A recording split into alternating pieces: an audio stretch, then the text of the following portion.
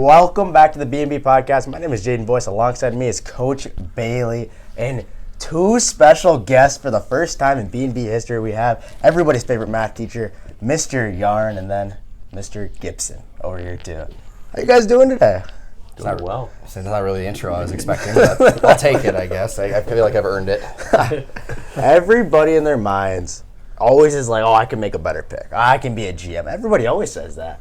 And today we're going to test who is the best GM in the St. Clair Central High School. We're doing an NBA current players draft. I love it. I have been doing some homework the last few days. I know who I'm picking if he's available in my first round pick.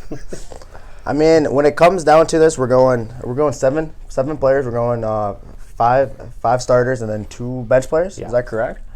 And just for clarification, injuries irrelevant. So this Injuries guy are could be sitting on the irrelevant. sideline with the torn ACL. Does not matter. We're talking this guy in full health, and age doesn't matter because this is a one-season team. One season thing. This year, who do you want winning a championship? Who would you take this year? So if the guy's in his 15th year or his first year, doesn't really matter. And you have to fill a roster. You can't have 5 point guards. Or you can't have 5 centers. We got to be a full roster. What did we just agree on? 2 guards, 2 forwards, and a true center. So you could have 2 point guards or 2 shooting guards because this day in NBA basketball, you got the point forwards and you got all these other guys. So that is, and then your bench guys can be anything, correct? Yeah, any player you want. So you could put 2 centers on the bench. You can have 2 guards, but they're subbing in. I mean, I'm attacking the paint then. I mean, it's whoever you want. It's a 5-out day, man. We play 5 out nowadays. We got Yaron with the first pick in the draft, and we are doing a snake draft. So, Yaron, who you got with the first pick? All right, well, if anybody knows me and who my favorite player is, but I'm throwing a curveball, and I'm not taking that player with my first pick. Ouch. Because I want to build around a different player and put some pieces that will work well with him. I'm going to take a defending champion, Nikola Jokić. All this talk about who you were going to take had me ready for him at number 2. Gosh darn it. That might have been the biggest smokescreen of all time when it comes to fantasy drafts. I'm really disappointed because Yaron is notorious. I don't know if you guys know this. In fantasy football, he is notorious for taking the most obscure players in drafts. I believe, was that 2 years ago? Yeah. He took Kadarius Toney with his first pick. Now, granted, it's an auction draft, but he threw that name out there because he was very concerned that name would have been gone. And I think Yaron's learned his lesson on that one. Hindsight's Anyway. 20/20. That's you know? right.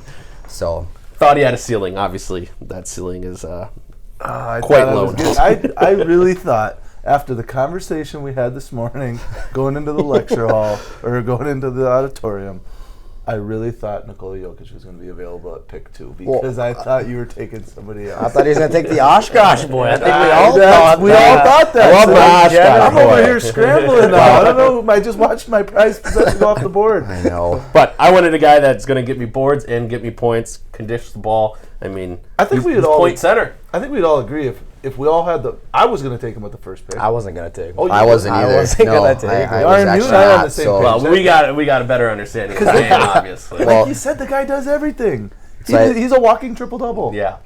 That's why I think this is going to be a good order here because you guys get to go consecutive turns here. Yeah. And on the wraparound, so that'll be very interesting to see kind of how those go and how similar your GM styles are. Yeah. Number 2 pick, though, we have the coach himself, the man who should know what he's doing right now, Coach Bailey. Should know. Doesn't always know what he's doing, but he should know. So I like the idea of building around the post. And I'm not a huge fan of the guy, but I'm a huge fan of his stats, and I'm a huge fan of his production. He is the MVP. I have to go with Mr. France himself, Joel Embiid. Back-to-back Europeans off the board. That just shows you how much the game is changing. I mean, Joel, statistically, the guy is one of the best, if not the best. He's leading the league in scoring. He was an MVP last year. I'm just not a Joel Embiid fan. As the GM of this team, him and I are going to probably butt heads quite a bit. But as long as he's getting me a championship, let's go, Joel. And if that is my pick. If you're listening to this off audio, Gibby just pumps his fist there. He's happy about something. With the number 3 pick, Mr. Gibson, who are you taking? I feel like if anybody knows me, I've been an avid Bucks fan for a long time, and to me, this was my 1-1, no-brainer, absolute steal at the 3rd overall pick, 3rd straight European, Mr. Giannis Antetokounmpo. And I think we both were going to take him with our number 1 pick. Is that what we were thinking of? If I had the number 1 pick, I was going to take Giannis. Yeah. I just, this year especially, I feel like just think he's been shooting at such a high percentage. His defense is always there. He does a lot for the team, and I just the championship run was so exhilarating, and I just would love to see that happen again because I have his numbers in front of me. He's the only player in the top 32 scores that is shooting over 60% from the field. it's insane this year. So, I mean, obviously he finishes a lot in It's a high percentage in the shot to paint, just push but the guy out of the way and dunk it. Yep. You also have to stop it. As long as And he if is. the slow, big post players that are out there already, I just don't see the defense of those guys being able to get out of his way. And or Embiid's slow going to him step out of the down. way. Embiid doesn't want to face Full Giannis. disclaimer, I was going to pick him, but I just don't know how to say his last name. I feel like I've had enough practice just in my own head, just thinking like, gosh, I feel like that would be a really tough name to have to consistently pronounce, which is why Giannis is always such a fun alternative, at least in my mind. Good pick. I Thank love you. it. I appreciate that. You know, sitting here with the number 4 pick, I'm actually happy. I'm smiling right now. And this is an American show, but we're picking 4 Europeans off the board. I need a point guard. I need a guy who's going to direct my offense. I need Luka dancing Doncic. Man. Luka Doncic with my number I like 1 it. pick. And then back-to-back picks right now. You said age doesn't matter, right? Everyone agrees age doesn't matter, right? Oh gosh. I need a Here it championship. is. I need a guy who can guard all 5 positions. Give me Yaron Lapuki Bear, LeBron James is my number 2 pick. I'm happy right now. I got the best team already. Age doesn't matter, but it's what he's producing. It's not what he's produced. He was the Correct. in-season tournament MVP. How have the Lakers been since then? In-season tournament MVP. Since the in-season tournament, I just, LeBron James. Ugh. you know, in my opinion, considering you and I have had this debate numerous times, he is your GOAT. I'm a little my GOAT. surprised you went, knowing you were going to be locked in with Luka and LeBron, that you chose him second. Do you want to know why I in picked this him draft. second? I wanted to go back-to-back Europeans. That is the only reason I picked Luka with the Okay, 1 pick. that is fair. I'll take that. Gibby, you're sitting pretty right now, though. Yeah, I have a lot out there, and I'm just trying to think. There's a lot of really good names that I'm looking at here, and it'd be a little weird if I went with his current teammate, who I think is a pretty good shooter. But I think it would only make sense to have the best spot-up shooter in the NBA right now, in my opinion, and I'm going to go with Mr. Stephen Curry. And the fact that he's still on the board is blasphemy right now. And Steph Curry, what is it? He just broke the record. What is it? 4 straight games with 7 threes in a game. I think he just broke a record or something like that. Steph Curry, unbelievable pick. Do you think there'll ever be a shooter as good? Like, there's debate that Ray Allen, Reggie Miller, but Steph Curry No, is I don't think so. ridiculous. Was anybody talking about Ray Allen the way they talked Exactly. about Steph? Or Reggie for a little while, but he was never able to get over the hump over beating the Knicks teams or the Bulls or whoever. So he was never able to actually solidify with the number of championships that Steph has been able to just cement in his legacy. I would even go out to say that Curry's can do more than just spot up shoot. Yeah. Where Ball handling. your Ray Allen is he was a 3-point shooter. That was his role.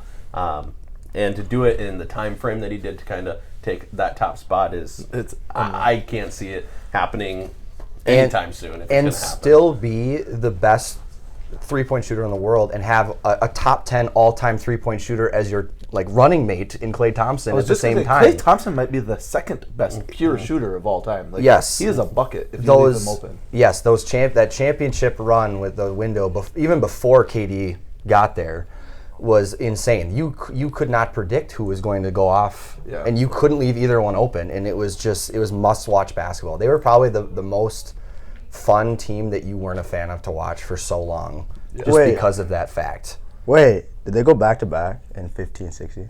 I don't know, did they? Are you trying to catch me or something? Did they go back-to-back or? Oh, wait, no, they lost to LeBron James. But no, I will say, and Steph Curry also, to credit him, he did win a chip by himself. So I will say, do I think that there's going to be a better shooter than him all time? Yes, I think everyone evolves. There's going to be better shooters than him. I don't think so. But to win a championship on your own like that as a point guard, I mean, who was the second best player on the team? Andrew Wiggins? Klay Thompson wasn't right then. Jordan Poole? I mean, he won a chip on his own. You got to credit him for that. The thing that impresses me the most about Curry and his shooting is this dude is running like a madman with like a chicken with his head cut off in the half court, just trying to get open for 20 of the 24 seconds on the shot clock, and then he gets it and he's smothered in the corner and he buries the shot. Dirty. Like, that guy, I saw a workout that he does where he runs up and down the length of the floor and he's got to shoot, and he does it till he makes 8 out of 10, and he's got to do it in less than 50 seconds. I can't find guys to run up and down the court without a basketball 10 times in a minute, let alone doing it making shots. Like, unbelievable. But moving on. Yeah, I was say one last thing for anyone who's a Timberwolves fan. Just know that you made the biggest mistake of your life taking Johnny Flynn, I believe, was the guy. Hey, don't talk about Matt Flynn like Don't that. Syracuse guy. Yeah, Steph was taken after that guy. Just so you know, you guys had him on the board in past. So I'm just throwing that out there. That's a good point. Mr. Bailey, your second pick. Okay. Taking Joel Embiid with his first overall pick, a European. Will we see another European off the board right now? We will not. Okay. We are going to see the second Kobe Bryant. This guy's game, if you watch him play, he is just like Mamba. And I'm going with Jason Tatum. Yeah. Mm-hmm. I love Jason Tatum's game. He is a phenomenal player. He's got the length. He's a small forward that can play like a shooting guard. He is his pull-up jumper, his fadeaway, his getting to the rim game. Jason Tatum, I'm taking him with my second pick. You know, if we're all GMs right now, I want to play Bailey's teams first because I think Jason Tatum is overrated. And I ain't scared of your team at all. I'm taking LeBron against Jason Tatum any day of my life. No way. Tatum would run circles around him. Okay. Far And more athletic. I entertain that for a moment, but considering Giannis and Tatum have similar styles in terms they want the ball, they want to get aggressive, they want to get downhill. I feel like having them both on the same team would be hard to utilize their talents effectively, just based on that. Because yes, he is. I agree. As soon as you said the Kobe comparison, I immediately agreed because Jason Tatum has the complete total skill set, the mindset, the like. I don't care who I'm playing. You're not my friend. You're not my guy out there. You are on the other team, and I'm going to make you pay for any mistake that you make. He can create a shot, like just like Kobe could. If there's 10 seconds, I want Tatum with the ball. He can create a short shot. Back to the basket, a little dip, little fadeaway. Let's go. Let's go. All right, who's up? I think I'm up here. Now, my pick would have been Tatum if you didn't take him there. So I think that's a terrific pick. Before you make your pick, just so we're clear, Tatum is listed as a small forward. Yes. Yeah, So absolutely. he is my forward. Yeah. Okay. Yeah. So for me, I'm going to start building a team. I'm not going best player available. I'm going who can I put together If you that's take going to play who I'm some waiting great on, ball. if you take who I'm waiting on, this is going to be a problem. I'm locking it. So I think forwards deep. I'm going to choose a couple guards here back to back. Oh, that's right. You are back to back here. And I'm going to start with a player that I think we have finally starting to see come into a little bit of stardom. Started last year. This year we see it a little bit more. And I'm not talking about my Oshkosh boy. Oh. I'm talking about Shai Gilgeous. There he is. He finally goes. Yes. Canadian. I by love the way. watching Thunder Canadian. because they're a really young team and we all know the draft picks that they have and what they can put together over the next few years. But his ability to just score the ball and distribute the ball is great. For me, he's going to be playing my shooting guard because next I'm taking my Oshkosh boy, who is better than Steph Curry, and I want to build a team around this player instead of Steph Curry. and that is Tyrese Halliburton. There you go. I've had countless arguments with Yaron over this Steph Curry or Tyrese Halliburton debate, and I just can't even argue with him. It's such a blasphemy take. But hey, hats off to that back-to-back pick. That was good, though. I feel like did I bump my head? Did I just hear him say Halliburton's better than Steph Curry? Oh goodness, yeah. Yes. As we went on this long diatribe of how transcendental Curry was, and then we were like, oh yeah, Halliburton, by the way, even better. Give it time. Yeah, and luckily it's just 1 year, so I mean I don't know. Funny enough, my brother is actually a diehard Thunders fan. That's so random. I know, for no particular reason. He has been through the KD, the Russ Harden transition away, the terrible years, the Chris Paul, Steven Adams experiment, and now in this new young team. And he has told me, he goes, SGA is going to be an MVP multiple times over, and I'm like, he has not even been on my radar up top until three this year. probably I know, right now. and it just blows my mind because I'm like, how is this guy just so much better than all the other NBA talent? And he is just, my brother is adamant. He goes, you just wait. He is going to be the next big thing after this run of big men in the MVP race, and I guess we'll just have to wait and see. Yeah. I'm glad he's on Yaron's team though. I mean, if we're going off after Yarn just started up this third round of this draft, I mean, we still got guys named Donovan Mitchell still on the draft board. We still got KD. We still got Brunson. We still got Devin Booker and Coach Bailey. Who are you taking with your third pick? Who did you take first? Well, I must have lost track here. So Yaron just took. SGA. Who did he take? It's not on the. Okay, I'll put it SGA. there. Then he took Halliburton. Yeah. Okay. And then it comes to me. And as you know, I'm a big Kobe fan. And I think Jason Tatum does a really good job replicating his game. The next best at replicating Don't that take game my guy. Don't take him. is D-Book. Okay, I'm fine with Devin Booker. I think Devin Booker is a bucket. This guy, talk about pull-up jumper, the lost art, the mid-range game. Nobody better in the league right now than pulling up at about 16, 17 feet on a dime. Okay. Devin Booker, he is off the board, gentlemen. I have him on my roster in my clubhouse. Bailey, I'm not gonna lie. I hate your team. I'm not gonna lie. We're a bunch of dogs, man. I really dislike this team. Do you know that Devin Booker's never committed a foul in his entire career?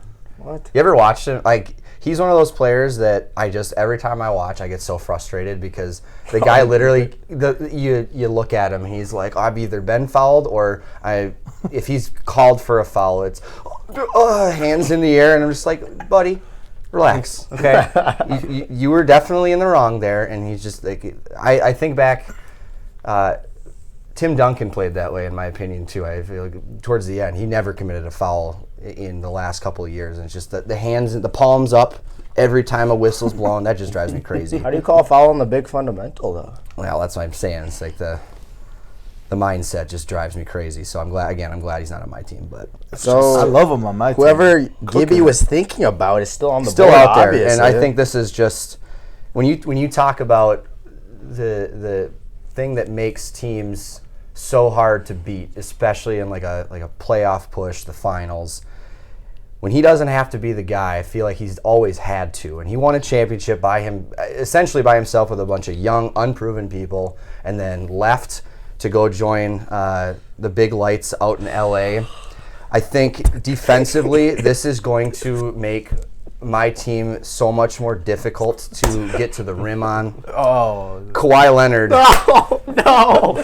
with my third pick. big hands, Kawhi. No emotion. No. Okay. Because you guys know when you watch him play, he will go from doing absolutely nothing to, holy crap, Kawhi Leonard is the best player on the floor right now, and that is exactly what I'm looking for, being essentially third fiddle to Curry and Giannis. So that is my third pick.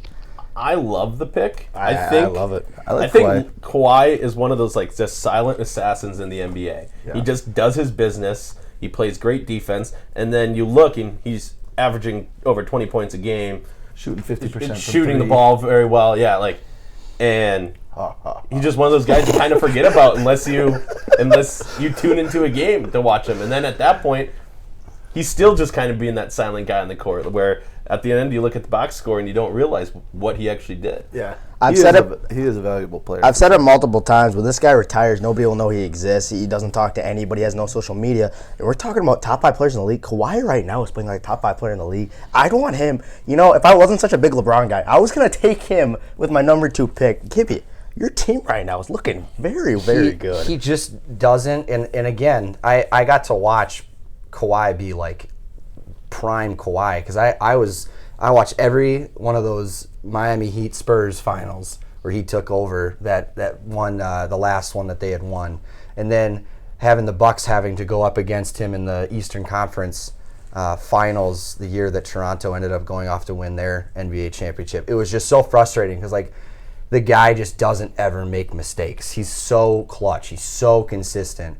But yeah, he's just the weirdest dude of all time, I think, from a personality standpoint. That clip of that laugh is incredible content, and it's just he owns that. He lives it. Like when they showed like the parade after he's just sitting there, no emotion, just sitting there looking at people. The opposite of Travis Kelce. Yes, 100%. Yeah, and It's the opposite. yeah, and I know I'm just looking at my team like. I'm just so it's a happy. good I'll shut up now so that way Yaron can make it, or you can make your picks. Excuse me.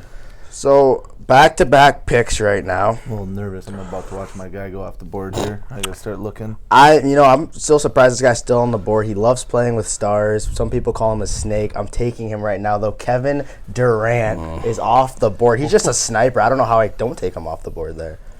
And yeah, I think I delete that guy. Durant, he's gonna go down in history as one of the best of all time. One of the best scorers. He's definitely he's already a top scorer We of all talked about time. this in our last episode. People just don't realize to be able to do what he does at 7 feet, like 7 foot tall, how quick and smooth, and he can change direction. He can pull up. He can shoot. He can defend. He's a great defender when he needs to be. No, exactly. He doesn't defend very well all the time, but tight game. I'd put him on anybody. He was about a toe away from possibly making an NBA Finals run with a third team. 49-point triple-double, too. People forget how good he is when he wants to be. And we're talking about good when they want to be. We're talking no injuries a part of the game. A center, give me Anthony Day-to-Day Davis with my number 4 pick. Okay, you guys have to all agree. When he plays, he is one of the best centers. We're doing in the the non-injury. That's Plays the a only role saving with grace it. for you there, boys. Yes. Yeah, Turning unibrow. injuries off on 2K. Old unibrow himself off the board. And I got my center, so now I'm not taking any more center. Sometimes you wonder, like, what is he made of that he gets injured all the time? Yeah. There's a running joke where anytime he landed, he ended up in the tunnel. Yeah, it's so true. It happened all the time, and they'd be like, all right, after 6 weeks off, the anticipated return of Anthony Davis, and then the next day, Anthony Davis placed up. This guy just came back. Yeah, people forget when he was on the Pelicans, people were talking about him being like a top 5 player for the longest time. Then he wins a chip with the Lakers, and everyone's all smiling. And then he goes down, 3-4 years of just hurt, letting the Lakers down. But in this fantasy world, when injuries don't apply to anybody, I'm taking them. I'm smiling. Little side note, does anybody remember when they put AD and DeMarcus Cousins together and they thought that team was going to go to a championship? And Oh, yeah. I do. and it didn't do anything, but they lost a whole lot of basketball games. But that's kind of the downfall of Cousins' career as well. Yeah. He was on the Bucks for a 10-day. Yep. Yeah, that didn't work out too well. Well, Gibby, with your pick right now, Boogie Cousins is still on the board. If He, you want it. is he even an active NBA player? No. I was going to I say. think he's playing with Dwight Howard over in China. The Shanghai Sharks. Yeah. So he is available. Yeah, he must be. Now, again, I feel like the dominoes are falling pretty darn good for me right now. The center position is by far and away the weakest in terms of the outside of the top 2 or 3, because you got Jokić and you got Embiid as kind of the 2 juggernauts up there. And then after that, I feel like it really opens up. There's maybe 1 or 2 guys that you could say are consistent all-around talented NBA players, and I don't know if this is going to work. I don't know if it makes sense. But looking at the talent and how he has been able to handle the transition from being a very young teenager playing professionally and now coming into the NBA and just wowing people with his unnaturally long frame. I'm going to go Victor Wembanyama for my 4th pick. Your team is definitely going to be the hardest one to be an announcer for, because all those last names. Yes. Giannis and Yes. Wembanyama. But the dude just put up a triple-double the other day with blocks. That's pretty impressive. And I think my favorite Wemby clip so far this year has to be when they played the 76ers. Joel Embiid is walking by him, and he looks up at him and just goes like this. And you've got a guy that's 7 feet tall going, that dude's tall. Like, that is just the funniest thing to me, and he's clearly showing that he is deserving of this, almost crowning right now of being the next great player. But obviously a lot to happen down the line. But for one season, the way he's going right now, I mean, I'm just looking at his stats, averaging 20 a game. Rebounding, he is at 10 and he's at 3 assists a game. Doesn't turn the ball over a ton. I mean, 3.5 is a lot, but he's a rookie. 26 doubles. He has the ball in his hand a lot. He is the only player on the Spurs that I can honestly say I know. 3 blocks per game. Wait, so you like him as a center over Bam? 100%. I feel like Bam's really a solid option, but when I'm thinking of what Wemby does versus what Bam does, the multi-dimensional talent just stands out to me more than the athletic rim defender and the occasional 12-foot jumper. So right now, Victor is your number 3 center in the NBA, if I'm hearing this correct, right? I think so. I mean, true center, maybe. I mean, Cat's up there. He's a pretty solid option. I just don't know if I could go with taking a T-Wolf right now. Yeah. Man, when are they going to get some respect? Those dudes are winning the West. There's just one guy on that team that I'm really excited for. I don't know if he'll make it back around for my pick, and I kind of threw. Maybe I ruined that for myself just now, but I think right now, just based on what he's been able to do for this very, very poor San Antonio Spurs team, that Wemby is my center. Wow, that shocked me. I don't know if it shocked the rest of you guys, but Mr. Bailey. I didn't see Wemby going this early. I didn't either. To be honest with you, I wasn't sure he was going to go at all. Only because of his youth, right? Yes. Correct. He is certainly on track to be one of the best players. He's going to be a problem in the league. Correct. Certainly.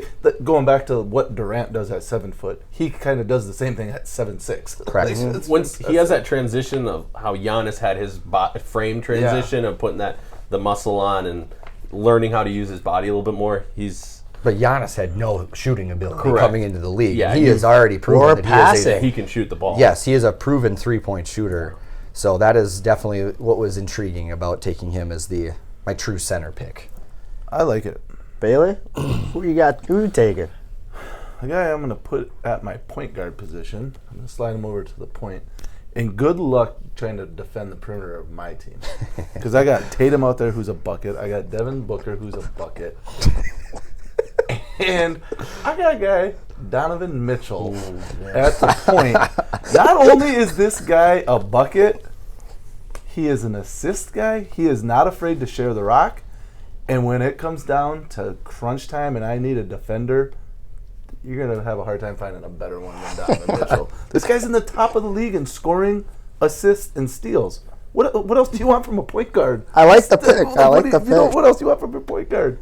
Donovan Mitchell, welcome to the club, buddy. Spider. And I think he's 10 times better in Cleveland than he was in Utah. And I don't know what the dynamic that makes him that much, but he is way better with the Cavs. Mm-hmm. Mr. Yarn, back-to-back picks. You're sitting cozy over there. Yeah. So obviously I've picked 2 guards and a center at this point. I've got any 2 bench players and 2 forwards to take here. Looking at what's out there, forward-wise, so I want a guy that can defend a little bit on the perimeter. Looking at what some of you guys have at that forward position, I want somebody that can defend a little bit, who can score a little bit. He's been recently involved in a trade, and I think he's been playing way better with this team. He's grabbing a lot more rebounds as of lately. He's scoring a lot more points as of late. And he's also a teammate of Mr. Oshkosh himself. Yep, as I say, Saucy I feel like P. And I'm going where to this is going pick here. Spicy P, Pascal Siakam. I don't like the pick, but you got back-to-back picks. Make me happy with this pick. Yeah, I was right gonna here. say. I'm not in the business of making you happy, though, boys. I'm trying to build a championship team here. Just so you guys know, this is what it's like drafting with Justin Yaron. He is a wild card at best. Okay, who are you taking now to All you deal need is one of them to hit eventually, right? And the they'll- Justin Yarn Pacers? It's gonna be like Pat Beverly or something. Yeah, I'm not going that low. Don't worry. Just afraid that he's gonna not be there at the last pick.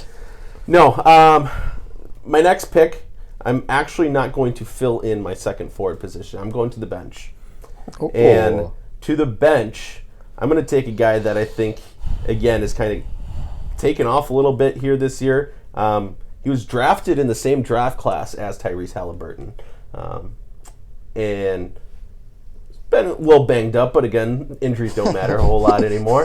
So that's always a positive. But I'm going to go with Tyrese Maxey. Oh, that's Bailey's guy. That's my guy. I love Tyrese. I love his game. Like, he has really taken a step forward this year. And He got so much better once they got rid of Harden. Yeah. Like his game just went Yep. right to the top. And they kind of let him take the reins of that entire kind of offense. Him and Embiid runs right through those two guys. And I think he's a terrific pick for what I want on my team. Well, since Yarn just took your boy, Bailey, where's that got you thinking now? Well, I need some clarification here. I took Joel Embiid with my first pick. Mm-hmm. He is listed as a power forward. So do I technically need a guy that's listed I'd as... say he's a center. No, Embiid's a center. Can we all agree on that? I think there's a few guys where you just kind of know body wise. He's your center. I mean, these guys, like you look at Jokic, look at Giannis. These guys are positionless basketball players, but typically you would associate them, I feel, as a center. Because AD, I think, might be listed as a power forward, but yes, he is. But he does play like the center position. He's a center, yeah. Okay, so Embiid is my center. He's your center. Okay. Yes. So I'm going to go with a guard. And I think this guy is searching for the right home, and when he gets there, he's going to win some championships. Trae Young. My God. I'm playing Bailey's team first. Well, you better find some guys that can defend, because look at the shooters I got. Every guy on my team is a bucket. Every one of those guys are absolute lights out shooters. How are you gonna? There's not enough balls for that team, Bailey. How are you gonna guard these guys, man? Every single one of them. That shocked me. That's a shocking pick for me, Bailey. Trae Young. Trae Young, Donovan Mitchell, Devin Booker, Jason Tatum, all on the floor at the same time. How are you gonna guard them? No defensive I will say I'm presence. not a huge Trae Young guy. I'm not a Trae Young guy at all. I think he's a bucket. You are the coach, though. Coach Bailey does know what he is talking about. He's an assist machine, I'll tell you that. He is. He Yeah, is, his that is stats for are sure. insane. I will Think say. about Trae Young. Who has he had on his team? I think the year that the Bucks Clint beat Capella? them was probably their best Literally. team. But they were just littered with role players that were playing so well together, and it was frustrating. And again, you look at it, the Bucks were able to overcome that series without Giannis, who again we thought he was lost for the rest of the playoffs, and ended up helping win that championship that year. But yeah, you think about, because it was DeJounte Murray is maybe the other guy that's on that squad, and he's pretty solid too, but he's more of that scorer, pure scorer, whereas Trae Young has kind of fallen into that role of the distributor, which obviously his Oklahoma days, he was not really known for passing the ball. It was he was like, I mean, nothing to knock the great Caitlin Clark, but he was like Caitlin Clark before. Like the next Jimmer is what people were kind of saying he was as a shooter. So I think that's a good pick. I think Trae Young in the 5th round is a pretty solid guard pick considering the guards that are out there. He averages 26 points a game and almost 11 assists. This he's accounting for about 50 points a game. You know, Bailey. And he's playing with who? Give him Damian Lillard. Give him Klay Thompson. Give him, Ant Edwards. Or He give did him have John Collins. Yeah, that is true. That is very true. You know, Bailey, I don't want to say this to make you mad or anything. Kevin Herter. But Trae Young, his stats looking amazing. 27, what you said, 11 too. He kind of reminds me sometimes of a guy that used to play at Houston and James Harden a little bit. And when it comes down to the playoffs, I would take Trae I Young don't over trust James Trae Young. Wait, Trae Young or Harden right now though, right? I just don't like James Harden ever. I don't want him anywhere near my organization.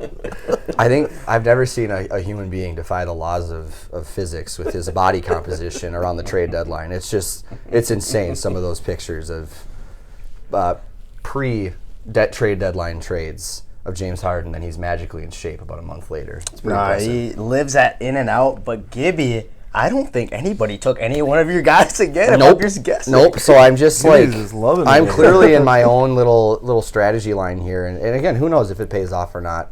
I think logically, I think I know who I should take, but I'm just looking at the board right now, and I would say I don't have outside of Curry a really a pure shooter. And there are some pretty good shooters between Yaron and Bailey's team, and I think with my gut telling me, I think I got to go with Anthony Edwards. I think I got to do it because he is playing like an absolute dude right now. Coach Bailey mentioned it earlier. The Wolves have not gotten their flowers yet. In terms of the respect across the NBA. I think just because they haven't had any really players on that roster that have gone to a finals or to a conference championship. So it'll be very interesting to see how they handle some of these old vets that are just littered throughout the West come playoff time. But I think that I just watched them play the Bucks the other night, and he looks unstoppable. He reminds me a lot athletically of like what Blake Griffin did.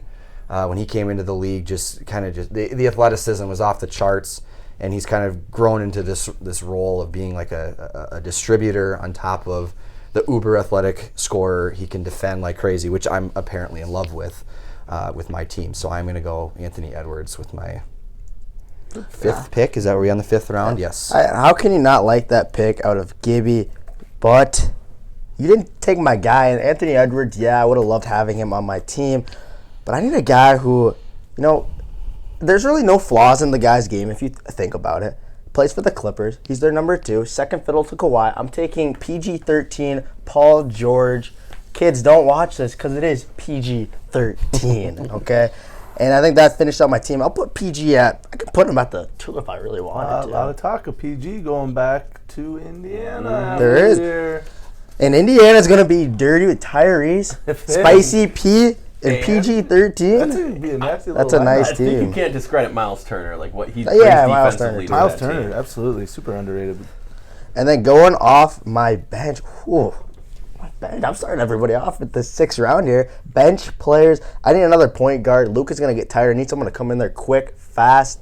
I need De'Aaron Fox from your local Sacramento Kings. I do like De'Aaron Fox a lot. You stinker. But going to your point that Luka's going to get tired, I think he's playing the most points per game in like the last or minutes per game, I should say, in like the last month, especially when Kyrie's been out. He's been playing like 42 of 48 minutes in most games as of late, which is kind of absurd. But yeah, that was no disrespect to Luka's, conditioning, I should say. I didn't know how many minutes he was averaging, but De'Aaron Fox with that speed, the quickness, I can put him out there and set up PG-13. I don't care. Just put him on the court, and he's Mr. Clutch. All right, so you went with Fox then? I did go with Fox. Nice. He is one of those players, too, that kind of over the last couple seasons, just gotten better every year. Put it together. Good pick. These rounds go fast. Well, hopefully he doesn't go to the free throw line. Where are we at? Are we back to Gibby? We're back to me. Oh, please don't take my guy. I really don't think I'm going to.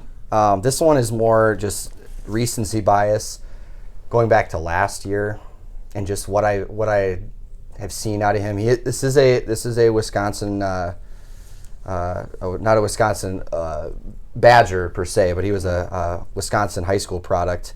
He might have been the most frustrating player to watch in the playoffs last year because he did not show any signs of this side of him throughout the entire NBA season. And then naturally the Bucks, and a lot of my picks are based off of how they play against the Bucks, but to be on the losing side of that Miami Heat, just embarrassment. Jimmy Butler, I think, is just as you would probably describe him, a bad man when he wants to be. I don't know if I have to pay for using that phrase or not on here, but I just feel like with his his ability to hit shots in clutch time, it's coming off the bench, and I have Jimmy Butler going out there after Curry comes off. It's like, yeah, there's no break for having to guard that because the shots he made last year were just unworldly. And if it comes down to crunch time, it sounds like Butler is going to be, excuse me, the guy that I would trust to alleviate some of our guard play at the moment. So Marquette basketball is smiling right now, Gibby. Mr. Bailey, did that screw up your pick now, though? It did not, because I'm in search of a forward.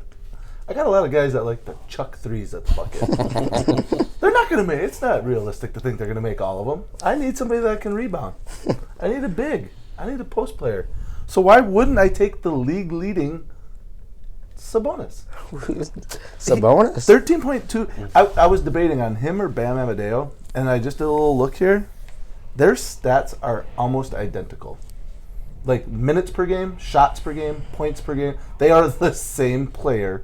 However, Sabonis is about 10% better field goal percentage and 2 more rebounds a game, roughly.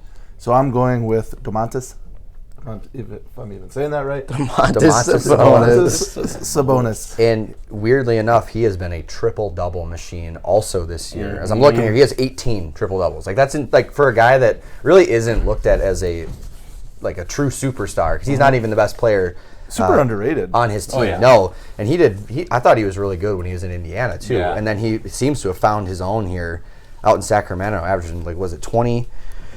Oh, they're not in order here based on the important stats anyway. But he's averaging 20, 13, and 8 as a power forward. And you think of numbers like that, who comes to mind? Your guy, LeBron James, right? It's crazy to think that that is a very similar stat line to Miami Heat LeBron, which is again crazy to use in the same breath. But yeah, I love the Sabonis pick. That's a great value. That might be your best pick of the day if you ask me. Can't believe he's still on the board.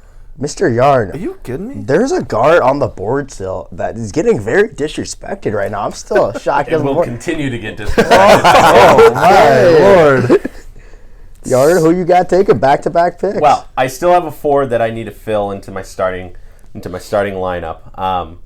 And so I got some guys that can shoot. I've got Jokić, who can do just about everything.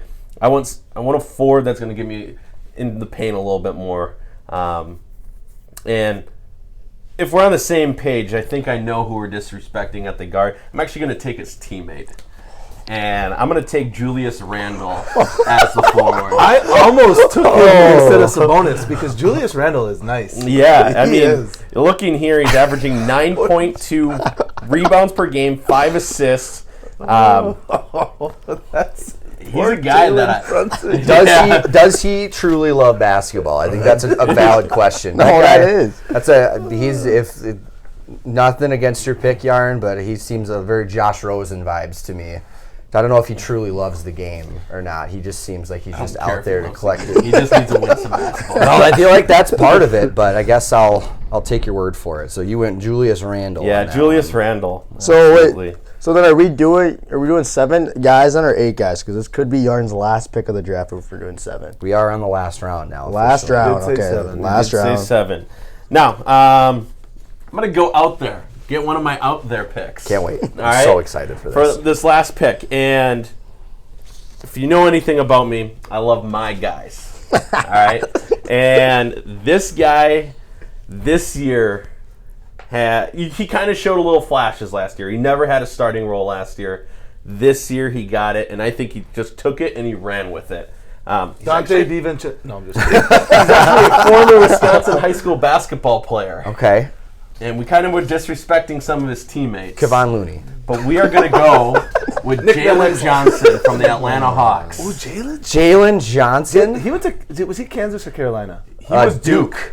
He was Duke, and he kind of got kicked off that team for whatever reasons. But You want that in your locker room? Mr. leaves Nikola to go to IMG, never then played, and comes back.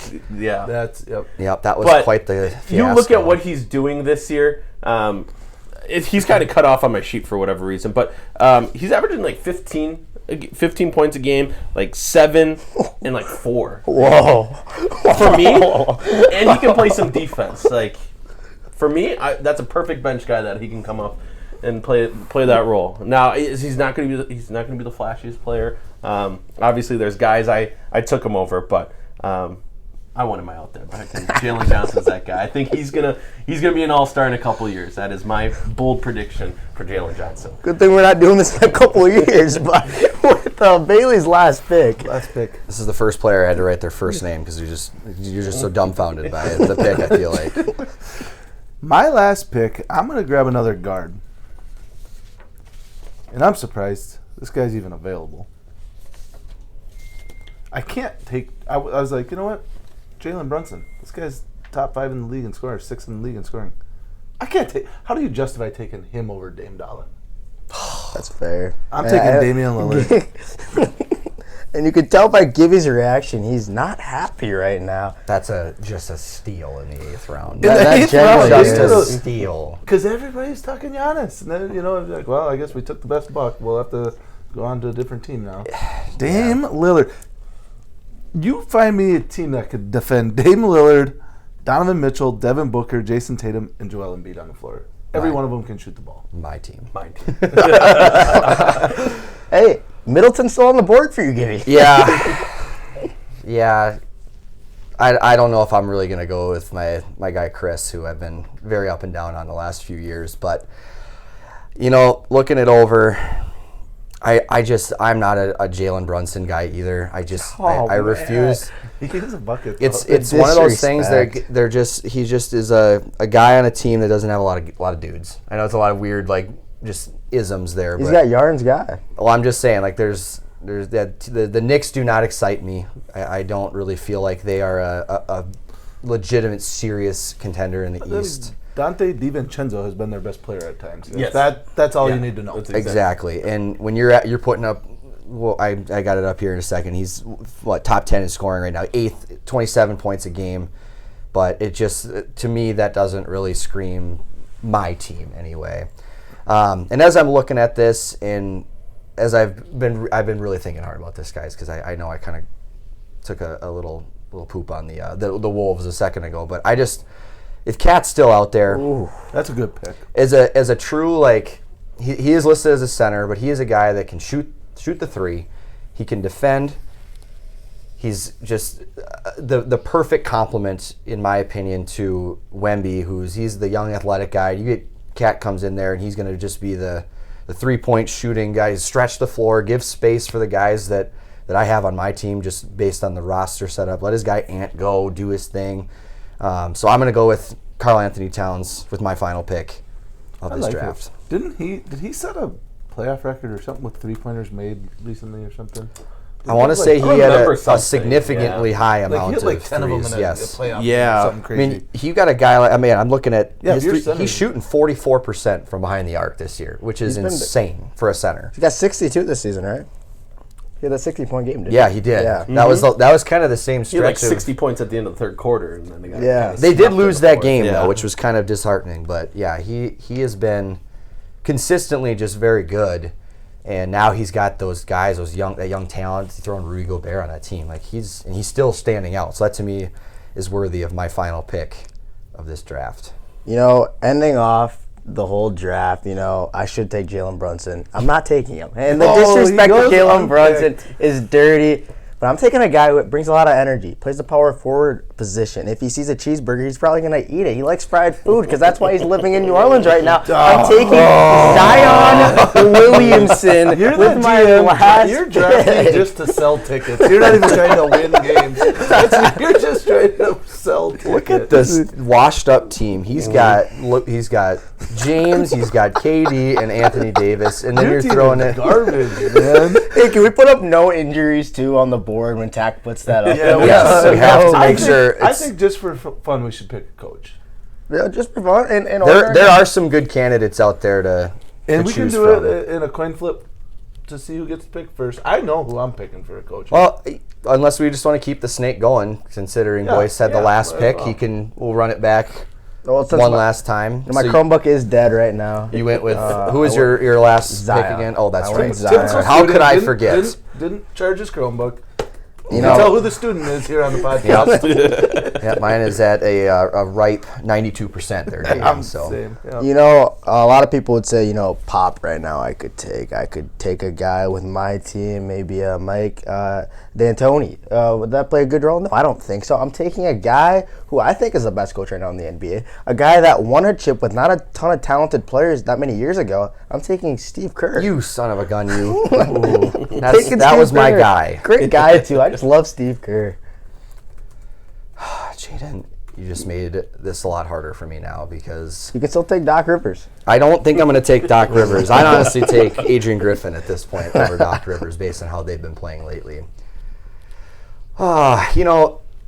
Kind of going along, I've got one of his guys. I think just based on the amount of roster turnover he's had, and it is very well known throughout the NBA, the type of franchise association, whatever the term is used in the NBA.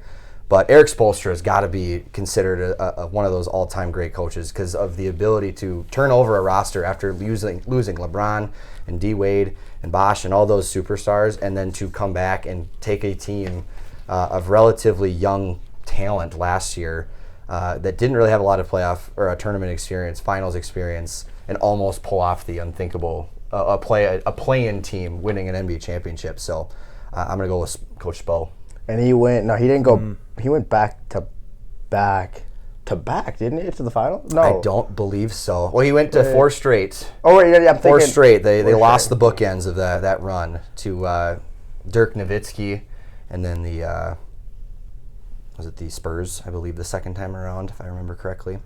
But yeah, Coach Spo, the Heat culture is just so well known in the NBA that it doesn't just happen on its own. Obviously, Pat Riley's presence makes that for sure, pretty important. But like having a guy come in who was I can't remember what 2K game is. They always reference that he was he was the film guy. Yes, the film guy, He and wrote then down film for the team. and that just was his first job with the worked Miami his Heat. way through to become one of these very well respected coaches, and he's been around for a very long time, which I feel like is so hard to do now too in today's NBA. So That's hard to keep a job. Yeah, I know. I mean, just ask to get you in Griffin. but yes, there's another name. Dirty. There's another name to my list. I don't know if you guys know how to spell Spoelstra, but I gave it a shot here. Well, Coach Bailey, who's going to be assisting you at head coach? Well, I will coach my team. No. Well, Gibby just took the guy I was thinking. I was like, he's a front runner. I think he's the best coach in the league. But I do love Mike Malone. Mike Malone. I do. I mean, he won a ship with the Nuggets. They stuck with him. He did it his way. They kept him after, people were like, get rid of him. The Nuggets organization didn't fall for it like the Bucks just did, where it's like, oh, you didn't win right immediately, you're gone. They let him kind of work it out. He brought in the right pieces. They won a ship, and they might win another one. So I'm going with Mike Malone. And Coach Yaron sets you up with a lot of legendary coaches still on the board. I know there's one specific legendary coach that's on the board that you could take. Yeah, I'm going to go with a guy that's yet to prove himself. Of course. He's going to prove himself with your team. Yes, he is. And honestly, I think by season's end, he's got a shot to take his team to a championship. And he took over for a coach that also was a really good coach within the organization. And I'm going to take Joe Mazzulla. Oh, absolutely. Celtics might get it done this year. They are good. It's a good team, and I think he's somebody that, he followed up Brad Stevens, and obviously Brad Stevens is probably a little bit playing a role a little bit with Mazzulla as well, but I love what Boston's doing this year. I think they're a really dangerous team. Like they Best team top in to the East. bottom, like one of the deepest teams in the league. I think too. Porzingis is a huge. That was huge. Huge. We're talking top centers, and I said Wemby at 3. You were talking about. Porzingis is up there as a top center right now. good. Sure is. And Jaylen Brown. Jaylen Brown too. Yeah. What Jason is he? Tatum. Dirty team. Richard. We're going. Don't east. forget Al Horford. He's still hanging around. You need that guy though because Yeah, Al he keeps Horford, it down yes, in the right locker room. here. Like, hey guys, quit being idiots. You Go need to a the locker clubs room that guy. night. Yeah, exactly. He knows what it takes to win. He's probably the guy telling those young guys, hey, we got a big game. We don't need to be at the club tonight. Go tomorrow. We have an off day Sunday or whatever it might be. Because he's been around for 200 years. He knows. I don't know if you guys like this comparison though, but I kind of see the Celtics as like the Dallas Cowboys-ish. That's how I kind of see the Celtics at times. I don't think they're gonna get it done. And I just can't see a world where Jason Tatum is getting it done. You know who's gonna beat him? The LA Clippers right now, everybody. I think that's the best team in the NBA. Huddle hot take. Huddle hot take. The LA Clippers are the best team in the NBA. Any snubs? I'm just kind of looking over the list here. Obviously, Brunson. Jalen Brunson Is he, though? I don't know. According to Jayden. You guys really don't think he's the snub? I think I made my point very clear. I would agree with Gibby too. I just I think he's he's taking advantage of his situation right now. When it was with Dallas, like I get that he was playing alongside Luka, but he really wasn't a guy there. And has there been he was a player, but he wasn't a guy. Has there been a player that signed a max contract in the last decade that you thought was like weirder than him getting a max contract? Because I remember seeing that news. I'm like, really? Jalen Brunson getting a max contract? Okay, I guess. I agree with you, but is he not kind of proving himself? Like, can we respect him for a little bit, everybody? Like, you guys don't think he's even a little bit of snub? At this point, I feel like he's been in the league long enough, and he's now, like I said, just getting those opportunities.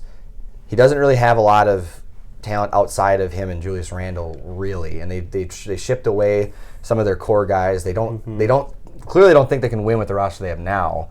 At least that's the way that the expectation is in terms of how their roster is constructed right now. I think Brunson's a guy that, like, when he's cold, he's cold. He's not a guy that's gonna he's not a consistent player in my mind. He's somebody that, like, you don't know what version of him you're gonna get day in and day out in your games. And for me, I want a guy that's gonna be consistent. Yeah, his numbers are up there, but there's games where he's scoring 35 points, but again, with the Knicks, it's him and Randall. It's hit their show. Like, those guys are putting. There's one guy that I know that I'm thinking of as I'm sitting here. Injuries aside, a guy who is, he can't seem to keep himself out of trouble. Clutch shot in the finals? So no, I'm saying maybe this injury was a blessing in disguise. But John Morant has not been playing this year. And you think about his impact. Kind of slipped through the cracks. Yeah, I was going to say he's not on any stats sheets, and I'm thinking, man, a healthy John Morant's a pretty good guard option. I feel like based on what we have. I don't know if he would have been drafted, but he was definitely considered better than some of these guys. I think towards the end. So wait, so you're saying comparison right now? Would you guys take him over De'Aaron Fox? If he's not in trouble and flashing guns and doing all the wrong things, probably. Yeah, I probably would too. His trajectory, I think, was headed to like those top 10 status. Figure it out. Well, he had that Russell Westbrook playing style, and I guess if he was healthy, I don't know. And you think of how that Grizzlies team was playing last year and how they were trending. Like, again, a younger team with a new superstar coming in, and obviously he had all the other issues with the weapons and whatnot. So it's hard to know. This is like probably the most speculative player that we have because we just didn't know what this year would look like. Keeping with that Memphis team, there's also another player in that team that started to shine through once Morant got hurt, and that was Desmond Bane. He's a bucket. He's like a linebacker. Top 20 in scoring right now too. You know who else I think might have got snubbed? Kyrie Irving. Thank you. I was just gonna say that. Kyrie. One of the best point guards in the league. Ever. One of the best point guards ever, if you think about it. Probably the best handles next to Pistol Pete. Pistol Pete Maravich had the best handles. Skill-wise, I think Kyrie Irving. James Harden, another guy that, a lot of, there's probably a lot of people out there that would think James Harden was like a top 2 or 3 pick. Yeah, a couple of names that I'm just Jaylen seeing Brown? here, points-wise anyway. Yeah, Lauri Markkanen, who's having a phenomenal year out in Utah. But I feel like he's in the Jalen Brunson category. Like, he's just taking advantage of his opportunity to score. Paolo Banchero has been a really good player for Orlando. I think he's on the right.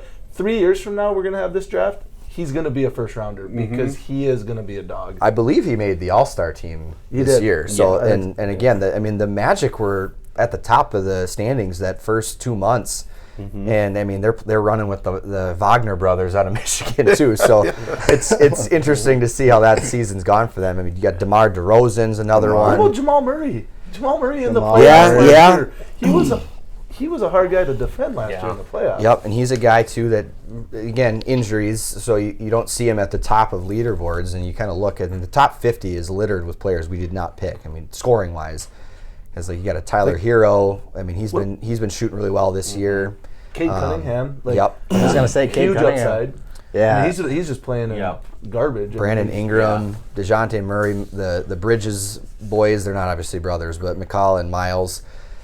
Jeremy Grant, Kuzma has been averaging 22 points a game. Again, circumstance guy probably. Yeah, Brandon Ingram in that conversation too. Jaren Jackson's been playing really well. Jaren Jackson, Jr., you want defense. Nobody take Rudy for a post? I mean, the guy's second in the league in rebounding. He's like top 5 in blocks too, I think. And Gibby, I like that point of bringing up Jaren Jackson Jr. We're talking about building a team-wise. He's one of the best team players, I'd say, on the board. And I mean, him going undrafted too, he's just like, man.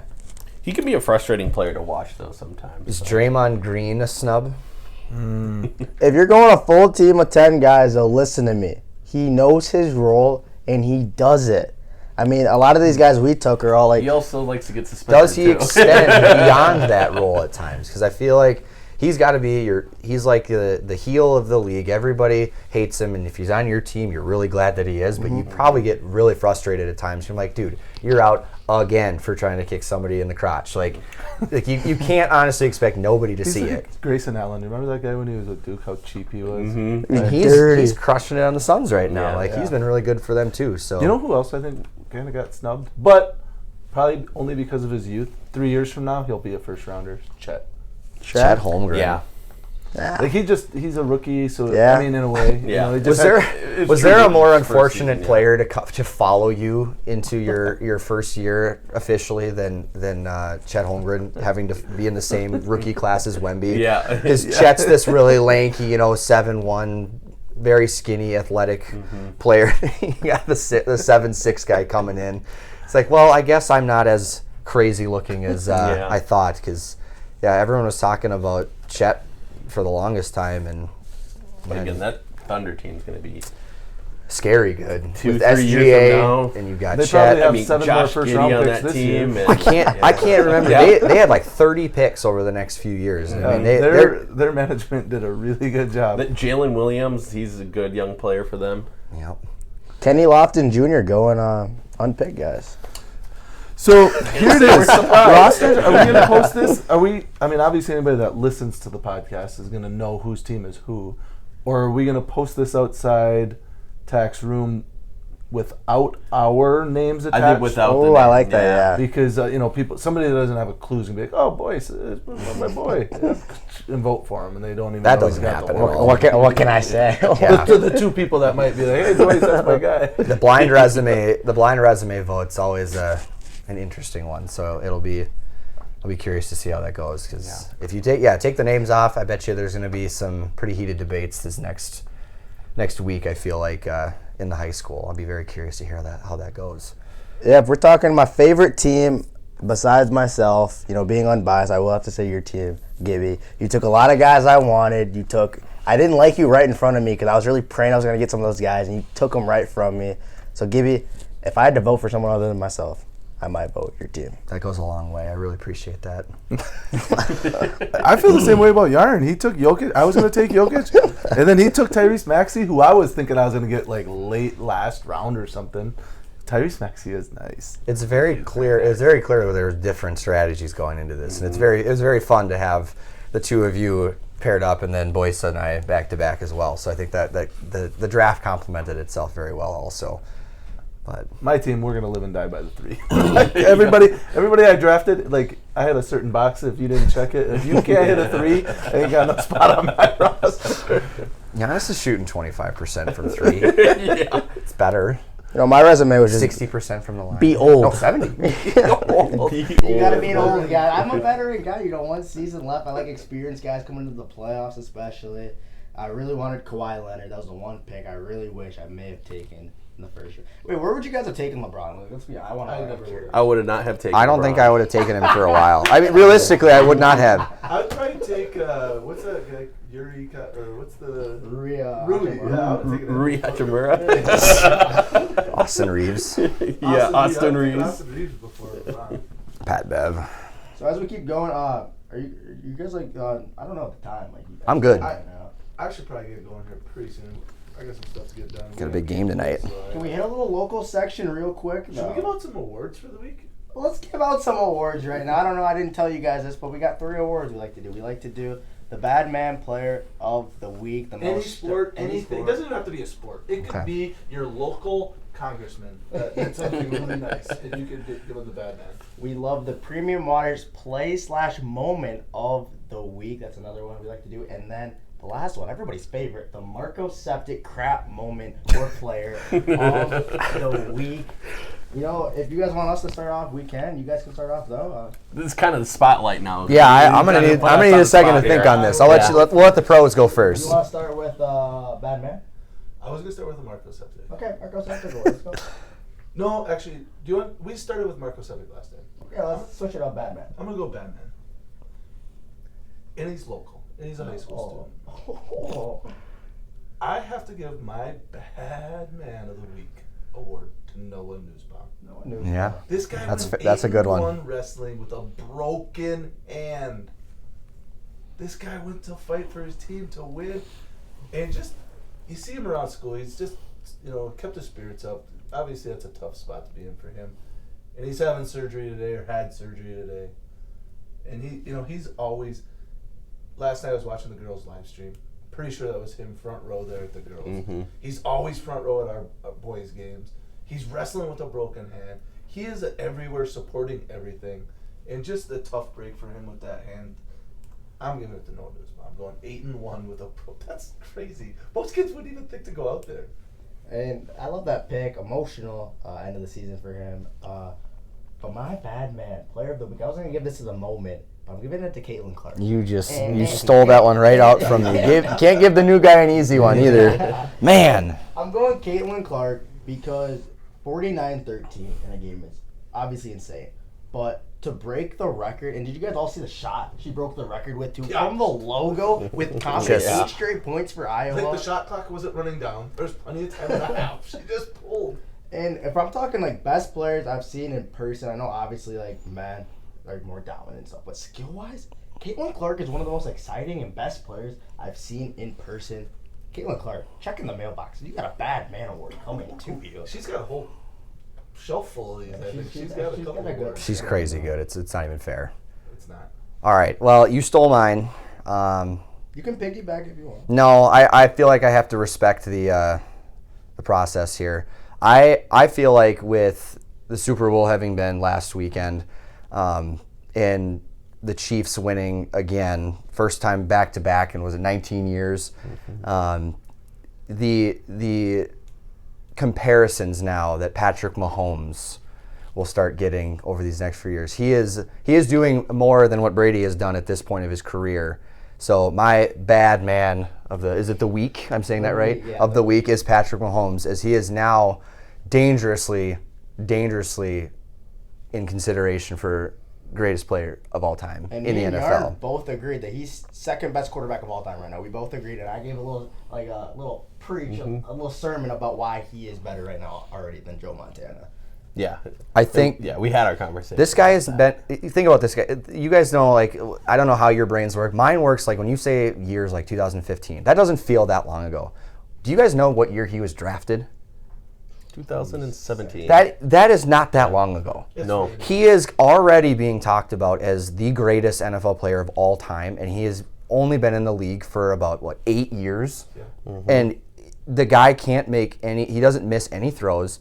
When he is flush out of the pocket, he makes such just Right hand, left hand. perfect decision making, and you know, even like you look stupid betting against him. Like, yeah, there's no way. The Chiefs have nothing. The 49ers offense is just too good, and he went out there and got himself his third ring in 4 appearances in his 8th year, and it's incredible to see how good he has gotten. Like, 'cause everyone's talking about, like, yeah, he's kind of on his way to taking over or being in the conversation with Brady, and I think it's just like, all right, we're LeBron and MJ with these two now. Like, it has to be. Like, there's just no way that they're not in the same conversation And anymore. it's the eye test too. When you watch him play, it's like, okay, he's better than Brady. Has the greatest incompletion of all time too. In a loss, his only Super Bowl loss, ironically enough, but Yeah. Well, it's setting up you pretty, Yaron. Who are you taking? Yeah, so the person I want to highlight, I don't know if it's person or persons. I don't know who it actually is, but this weekend we got the NBA All-Star Game. and I'm so glad they're going back to East and West All-Star game. So Adam Silver. It might have been Silver's decision. It may not have. We don't know. But I just want to. That's my bad man player of the week because I did not like the draft format. I thought it made I thought it made the All-Star games very imbalanced because they just drafted their buddies. Like you didn't really get even teams a lot of times. You looked at some of them, you're like, that team's way better than that team. The game was always close, though. Giannis being forced to draft James Harden a few years ago was hysterical. That is true. But I'm excited for the East versus West again. I love All-Star games when they can break it up that way. Like MLB All-Star game, I love the AL versus NL there, and I wasn't a fan of the captains, if you will. Well, I think Bailey will agree with me on this. I like that pick, Yaron, because last week I took Roger Goodell for making the pro ball a little bit better and making the players like it. Now, I disagree with you. I did like the format before. But I respect you taking an executive, Yaron. Hats off to you. Bailey, what you got for your Premium Waters moment/play of the week? Well, she's going to double up here because there's already an award on the way for her as the bad man. I gotta give Caitlin Clark's record-breaking shot. That shot itself, like you said, she pulled up from the logo. There was 30 seconds on the shot clock and 16 minutes to go in the half, and she pulled. That was dirty. My moment, I'm going to take a moment here, not a play, and it hasn't even happened yet. But I'm foreshadowing. I can see the future. Some call me a psychic. I don't know if you guys knew that, but I can see us keeping the ball tonight locally. The St. Clair Central Panthers will beat the Baldwin Blackhawks, and either way, it's a big moment. Senior night, emotional night for the moms, I'd say. Yeah. So I'm going St. Clair Central over the Baldwin Blackhawks as my moment tonight. Well, I'm gonna keep the fingers crossed. Yes, we need it. I'm really struggling with this one, guys. I haven't really had a lot of exciting moments this week. I guess here I'll go with my moments of the week is a little bit more personal one, a family accomplishment at home. But my 2-year-old son has been quite a challenge lately, if you could put it that way. He's been very independent, but he did get to have his first experience out in the snow yesterday and hung out with me yesterday, so that was pretty fun. He's not a fan of the snowblower, by the way. Is he afraid of it? Just a little too loud, a little too scary, a little too many moving parts there. And it's kind of like my son with the vacuum. Yeah. Really afraid of that thing. We actually bought my son a mini Dyson vacuum because he loves to play with ours so much. So, yeah, no, that was a pretty cool moment yesterday. So, I'll have to go with Brixton and myself for that one. Nice. Yeah, so I'm going to kind of do a little what Boyce did and take a look at in the future here. So don't know if or when I'll be back on the podcast, but looking ahead this weekend, my moment of the week is coming up on Sunday because we get to start the NASCAR season back up with a Daytona 500. Mr. Moneybags over here. And there is nothing more exciting than a plate restriction race when it comes to NASCAR, and you get to watch some cars get collision a little bit. If any listeners have just thoughts on obscure betting, Yaron's the guy to go to. When he tells me some of the things he bets on, I'm just like, and you watch it, 100%. All in. You're watching. Racing is your moneymaker. It is the big moneymaker. You have a yeah. prediction for who's going to win? No, typically I'll spend a Saturday night He wouldn't looking give at out it. his So. picks on that. Come on. But I would. Those aren't free. But I'm a big Christopher Bell guy, so we'll see. Yeah, Marco Septic. Bailey, who you taking? Your crap moment of the week. Crap moment of the week. I kind of have two. I'm going to give one. I'm going to give out the real award. And I got to be careful because our seating meeting is this Sunday. And if this gets leaked out to the WIAA, we could end up with the. And we do have Carson Hinsman stuff that it could get leaked on Twitter. It does leak out quick, yeah. I'm going to give it to the computer seating process. This is so bad. Every sport, every year, the girls' seating was last Sunday. 4 out of the 5 divisions had errors. 3 out of the 4 sections in Division 4 had errors. They forgot a team. They forgot a team. And then get this. A team in Division 4 got seeded 3 in Division 3, they caught the mistake, moved them back to Division 4. They were seeded 5. That's even higher in the bigger division. It doesn't even make sense. Like, literally forgetting teams. Just a complete nightmare. And the Milwaukee State Journal, or whatever it's called out of Madison, had a newspaper article that said the WIAA selection seeding process was a major black eye. And it broke down all the mistakes. In my argument, I even tweeted to the Travis Wilson guy on Twitter. I was like, "Can we just go back to in person?" I did see that, Coach. I don't know if you saw my favorite. I think I did like that on the X now. On the X, yeah. Come on, and I get it. There's probably no perfect way because coaches were starting to manipulate the system. All right, we're 0-20. I'm just gonna vote this team won because I don't want to travel this far and lose, or I'm gonna support my conference even though I know we're the best team in my conference is probably the 3, but I'm gonna vote them the 1. So that it's not fair that way. But this whole selection thing and then just publish it the next day and not realize you're missing teams. Teams are in the wrong division. There's got to be a better way. Yeah, and with Yaron and I being on the football side of that, it's definitely been we haven't really seen a lot of real like major issues because football, we know the field. Well, Yaron knows the field before it comes out, and it's just a guessing game of who's going to be placed in what regionals. But it definitely takes away the value of a head-to-head win sometimes. And I know you listen to I hope Travis Wilson's listening to this, but you'll listen to him every single opportunity he has to rip on head-to-head. It's just like the head-to-head, it does matter in certain states, and it's such an insignificant stat when it comes to the football seeding. The basketball one, I feel like, is even more valuable because I think the only time it's going to be used is an 8-9, correct? If that'll determine if there's a head-to-head between an 8-9 seed, that if there's a team that won a sweep or something like that, they would get the 8 versus 9 or something along those lines. But yeah, it's definitely not my favorite thing they've done. It's probably the worst thing that they've done since the 3 games in 10 days. Here's another thing I don't like about football. it. When, as a data guy, and I do a lot of things with it and like input things, I really dislike that they just automatically give out-of-state competition a 500 record. That is lazy to me. Like really digging into the details right now. Only one team in the state of Minnesota by 6, and it counted as a 500. Yeah, like for me, that's just being lazy. Like now. Found out more about like even just football, how regional breakdowns work.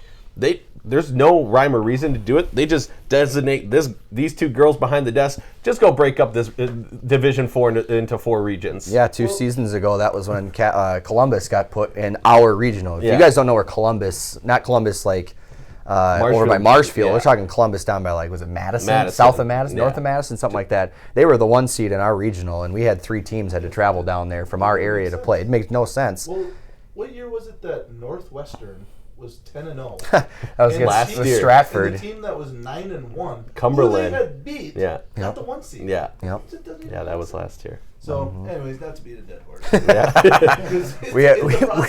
That's a whole episode of itself. To take some of the heat off of the WIAA, I'm going to give my honorable mention, Marco Septic. If you haven't seen it, you have to go look it up. Last night in the Minnesota-Purdue game, the ref that tried to call the block charge puts the hand behind the head and then one on the head. Oh, no. And it's like, he's like signaling for both. The truest example of a blarge. That's awesome. That's so awesome. It's got to become a meme or one of those gifts. It was showing up on Twitter or X or whatever late last night too already. That ref's getting over so bad. All I'm going to say is this is what happens when you put 3 coaches on a podcast together around the playoff season. This is what happened. But my Marco Septic, I'm saying local. And this is something kind of between me and Yaron a little bit. Oh, boy. And this happened when Yaron was the nicest teacher ever, and he gave my class the opportunity. He gave my class the opportunity to pick between a test or a project. And all the guys are like project. But the one thing was you had to go up there and you had to present it. And a lot of the girls didn't want to do that, so they voted test. The guys, they argued with the whole class about it. That did nothing for it. And come test day, so I'm giving one Marco Septic to the people who voted for the test. I'm going to give my second one to myself. I was so stubborn, and all of us guys were, I was like, I'm not studying for this, and we're not going to take it. And come test day, Yaron knows I bombed it pretty well, and I'm giving it to both me and the people who voted for a test. Because Yaron, I'll give you a little bad man, though, for giving us the opportunity. That's funny. That's amazing. I'm so glad I got to be here to listen to that. That was fantastic. I am going to go with a very recent one. Today, we the teachers got together and we did this goose chase activity. It's just basically a big scavenger hunt throughout the school. Having to compete against Pat Hook is probably the most obnoxious experience you could ever have. So I got to give this one to Mr. Hook just because his competitiveness is just so annoying. And he got paired up with Mr. Dilcher, and he's sitting there. Mr. Dilcher's like, he's like, oh, I'm pretty competitive. I go, no. Mr. Hook's sitting right next to me, and I'm saying, like, he is annoying to have on the same team. All he cares about is winning. He doesn't care what he does to do it. He will throw his own teammates under the bus, and then having to then go out and do something that was supposed to be fun. And I had a good time knowing that I wasn't going to try as hard as Mr. Hook was. I believe the term is a sweat. I think that's what the kids say. He is the walking definition. Mr. Hook, I'm really sorry if you're listening to this. But back with you to middle school. yeah, I just can't do any. Even if he's on your team, he's annoying to be with, and you just I don't know. Hook do the Titanic pose for the one challenge where you had to do the pose? There's a strong possibility that happens. Quick side note, I don't want to take too long, but when my first year teaching, we had this thing where each grade level had to have a designated staff member drink a smoothied lunch as some sort of reward for the kids doing well on something, and everyone on my team was like, oh, make Gibson do it, the new guy, whatever. And Hook's like, yeah, I've been doing it for so long. It's finally nice to have somebody in there new to do it. And I was like, all right, whatever, I guess I'll do it. And I'm watching them put it together. There's chocolate milk, there's chicken nuggets, there's broccoli, there's peaches. There's it's this nasty concoction of stuff. And I'm sitting there, and I am not somebody who can just plug my nose and throw something back. And in anything, if I don't think it tastes good, it's going to be a very difficult process. So I'm in the middle of trying to choke this down. And Mr. Hook comes out and he goes, oh, you're being such a baby. And he just picks it up and slams it. And I just look at him and I'm like, why couldn't you have just done that then? Why did you always have to go about one-upping me? Because now you're going to hold this over me the whole year. And I heard so much crap about it. And he's just like, his competitiveness just takes over. And it's so annoying. Mr. Hook, crap take of the week. We might have to get Mr. Hook on as the next guest so he can defend himself. No, absolutely not. He knows. I've told him numerous times. Mr. Hook. I'm sorry. All right, his award is on its way. We'll send it in the inter-school mail. Can't wait. I will hand deliver it to him if I have to. Huddle Hutz is fuming after that. Yeah. They're gonna pull. Crown spot. No, pull it. See if I care. Have me on. Don't have me on again. I guess. I don't know. I'm burning my bridges now. First, the WIA is gonna try to cancel us now. Huddle Hutz. Don't forget Travis Wilson too. Travis Wilson. Our guy. Yarn Tax guy. Leads you up, Yarn, with the last pick. Yeah. So, Marco Septics, if anybody watched this at all, it's got to go to the entire event. The Phoenix Open last week. And that's The waste management? Yeah. Oh, yeah. Oh, my God. The wasted. The wasted management. So, if anybody doesn't know, Phoenix got essentially 25% of the rain they get an entire year in a day and a half. And they couldn't open any walking trails up on the course. So people are walking and congesting all these paths. They also oversold the amount of tickets that they could have there. And so a bunch of college kids started showing up and essentially turned it into an entire day event of college activities. Yes.